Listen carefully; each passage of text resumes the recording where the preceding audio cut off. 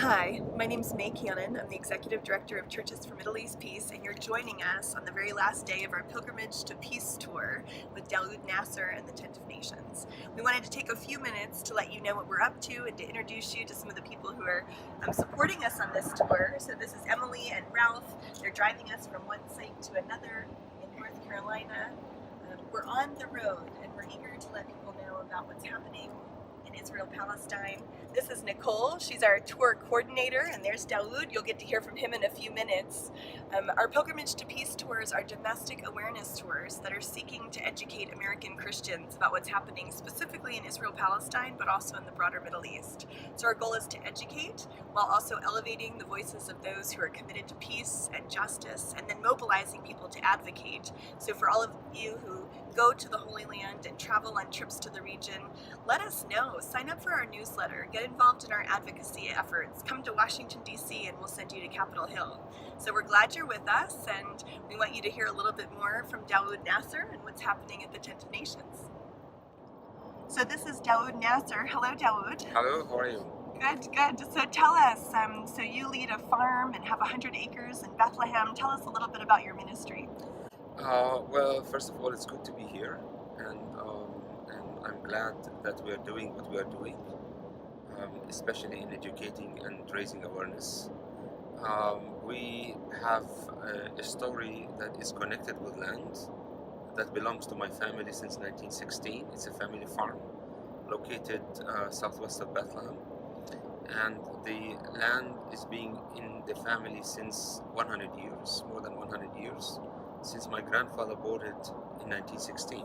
What's unique about this land? My understanding is you have paperwork from all the way, since the land first became a part of your family. What's unique about that? Well, the land was bought during the Ottoman period, and the unique is that two things. First, that my grandfather registered the land during the Ottoman period. Many people did not do it for many reasons, and especially because of the difficult situation there. They did not want to register the land. But in our case, the land was registered. We got papers from the Ottomans, from the English, from the Jordanians, and from the Israeli periods. And the other unique thing he did, he lived on the farm in a cave, and this was not normal. Yes. So my understanding is the land is under threat of confiscation and demolition orders. When did all that start, and what are the threats to the land? Yes, the challenge to keep the farm started actually in 1991. As we heard, the Israeli authorities declared our farm as state land, and for confiscation and probably for building another settlement. Now we started a legal battle in 1991 in front of the military court, and this court case is going on and on since 1991 until today. We spent 12 years in front of the military court, and 14 years now between military and Supreme Court. And so there's actually an important court case coming up. What's that all about? Yeah, we have also restrictions on the farm. Besides dealing with it in a legal way, a legal challenge, we have no access to running water, no access to electricity, and no access to a building permit. So we have demolition orders for our structures, including tents, and we always try to go legally and try to defend our structures in a legal way. So we applied for permits that were always denied, and we brought this case to the Supreme Court, and on the 19th of September we had a court session where the Supreme Court returned our case back to the military court and demanding us to reapply again for building permits, and we were given 60 days time to do it. So we are in the process of doing that, and the date is on the last day will be like on the 19th of November. Okay, so this is 2017. So for 101 years, the land has been in your family, and yet you're still experiencing pressure in terms of land ownership and being able to prove that in the Israeli court system. Yes. Yes. This is a long time to go, and I always say this is a big frustration. big frustrated story um, that makes people to think in a negative way, or just to resign, or just to leave. So Daoud, tell us a little bit about where the land is located. Yeah, the land is located southwest of the city of Bethlehem on a very nice hilltop, about 3,000 feet above sea level. Surrounded now by 5 Israeli settlements. And from the western side, there is also the village of Nahani. So Daoud, one of the things that's unique about the work that you do is the way that you're responding to the current challenges you're facing. How do you think people normally respond? Yeah, well, normally in a situation like that, as I explained earlier, people respond with 3 options, 3 normal reactions. One of them is violence, which means, like, of course, if people are provoked with violence, the normal response could be that way, but we said we are against violence and we will never act that way. The second normal reaction would be to resign, to sit down and cry probably and accept the unjust situation, but we said no for that option because we don't want to fall in the victim mentality. And the third option is to leave, to run away and not facing the challenges there. And we said running away is not the right way to do it. So from the beginning, we were against those 3 normal options. And so how have you chosen to respond? Well, we thought there must be another way of resistance, not in those 3 ways, totally different one, which means in a non-violent and in a creative way. But it was not easy also to get to that point. So we had to fix ourselves. We had to believe in what we are doing. And before developing another way of resistance, we said 4 important things that became our principles. We refuse to be victims. We refuse to hate. We are acting differently because this is what we believe in. And we believe in justice. So those keywords made us feel motivated, and we stood up and we acted in a different way, and we developed another way of resistance, and our slogan is "We refuse to be enemies." So tell us about the programs that you have of Tent of Nations, and you've talked about creative ways of responding to the injustices you're experiencing. What does that look like? Well, like after we started the 4th way, we call it the non-violent way of resistance. We refuse to be enemies. We started also to see all the difficulties and the problems and challenges we have as small obstacles. So no electricity on the farm. We have a solar power system. No running water. We collect rainwater. We renovated also caves, like natural caves, to use it as for groups and for meetings, but also for our volunteers.